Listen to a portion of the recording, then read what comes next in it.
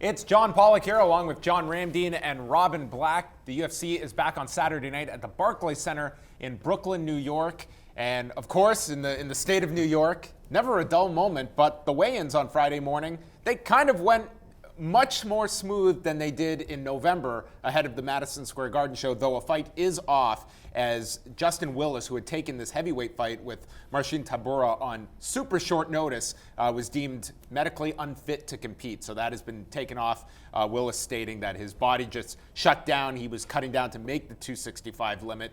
And So what division is he fighting in normally? Is he fighting in the super heavyweight division somewhere in the world? He cuts from 300 pounds. Wow.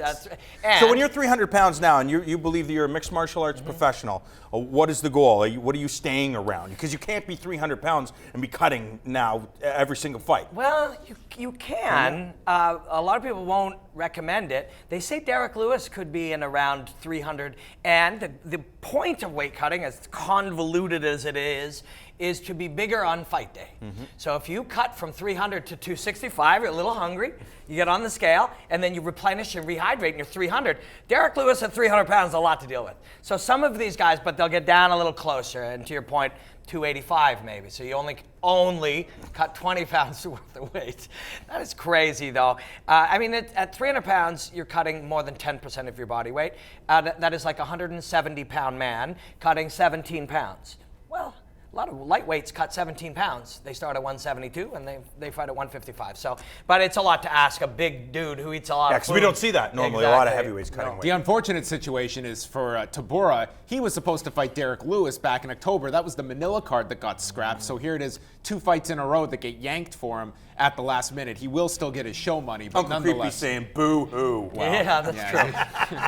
Have 3 more fall apart on you, and then you can come chat with me. But that's a fight that's certainly flying under the radar as Ian McCall's return. He hasn't fought in 2 years, as you mentioned. Because we're not holding our breath. That's why we can't talk about until they get into the McCall. octagon, Exactly. There's no guarantee. But he's taking on Jared Brooks, who was an alternate on the flyweight season of The Ultimate Fighter. Didn't get onto the show. But this is an undefeated prospect that I think could be certainly a live underdog in this fight, and I would not be surprised with an upset here from Jared Brooks, who's a very talented flyweight. It depends on where Ian McCall's brain is right now. Is his head still in the game, considering He's had hand issues. There's been so many there's a lot of issues. questions in 2 years how much a fighter can change. Very true, but you have to remember this guy is ridiculously talented. He fought to a draw against Demetrius Johnson. He's been in the cage with some of the best fighters on the planet, including Dominic Cruz and DJ, and I think that experience. Yep. But again, we're seeing the landscape is changing. Andre Arlovsky, BJ Penn, and some of the mixed martial arts greats. We're seeing them, even though they're slower,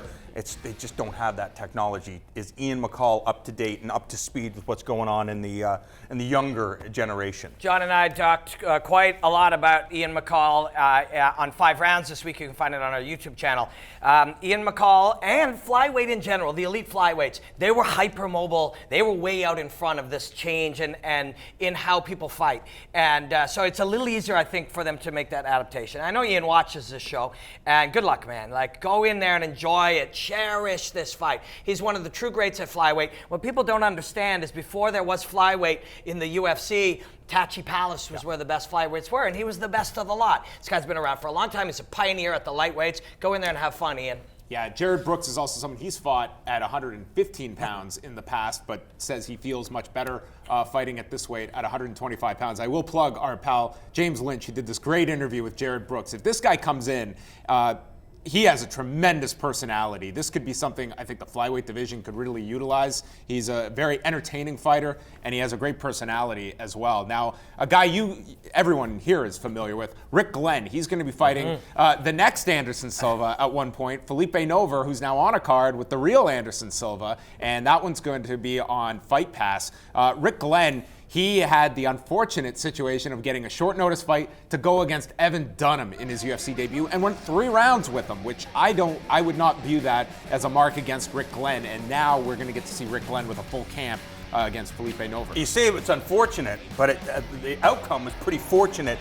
If you're that's Rick what I'm Glenn, saying. I think going 3 rounds with Evan Dunham, And moving up in weight. Yeah, that's right. There's just so many pluses if you're Rick Glenn. It's like, especially at the end where Evan Dunham puts over his opponent to say how tough he is. If you've followed Rick Glenn's career, you understand how good this guy is. He's smooth. The goal is, like a lot of those guys that came from Rufus Sport, we're here to take you out.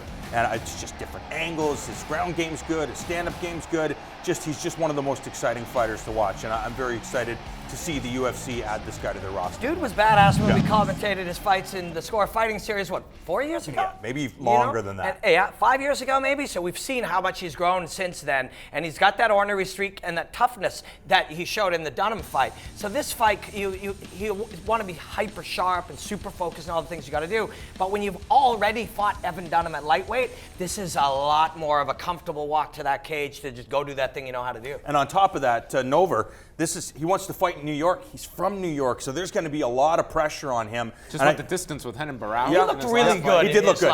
He looked really good. He really did. But I think because of that, Rick Glenn's going to be able to shine because the pressure is going to be on Philip Nover, and I think that Rick Glenn will be able to take advantage of that. I like Glenn in this fight as well. As you guys look at it, in terms of this card, there's a lot of interesting fights and fighters at different stages of their careers. Is there anyone on this card who has maybe more pressure on them than Holly Holm? Because a win and a loss, such different outcomes. For the trajectory of Holly Holm, if she either comes out as a 2-division champion or three-fight losing skid. Yeah, I mean, to me, she's got the most pressure of anyone on this card. Sure, very true. And that could be good or bad. But there's also Anderson Silva because, look, we were over the last little while, we talked about when was the last time Anderson Silva looked good, when was the last time he won a fight. How many fights can Anderson Silva lose before people start, losing interest in Anderson Silva? So I think there is a lot of pressure on Holly Holm, but I don't think there really is pressure on Holly Holm. She's had this pressure before. I bet you if you ask her, she's like, well, it's fighting, so there is pressure, but she's been in big boxing bouts, she's been in big mixed martial arts bouts, and stadium shows. Yeah. So I don't know if Holly Holm's going to feel any more pressure than she did in that fight against Ronda Rousey. Do you think, Robin, that it's a drastically different approach? And it's going to change fighter to fighter, but when you're going in there and it's simply performing at where you know your level is at versus I need a win. I need a win in any possible way, and if that's going to circumvent any of your abilities because you just have that direct tunnel vision on making sure you end this streak. You just can't, and that takes work. It takes mental work to be able to be free of those things. Winning a title, losing skid, a win bonus, all of those things are the consequences or outcomes of a great performance. They can negative being aware of them. Now you're thinking about the future. And in the fight, you must be thinking about the present. And Holly knows that. But it's something you have to be able to do, and you have to do it on the night, and you have to do it in the moment. She has a very tough opponent in Jermaine Randamie, and the winner of that fight will be the first UFC Women's Featherweight Champion going down at UFC 208 on Saturday night.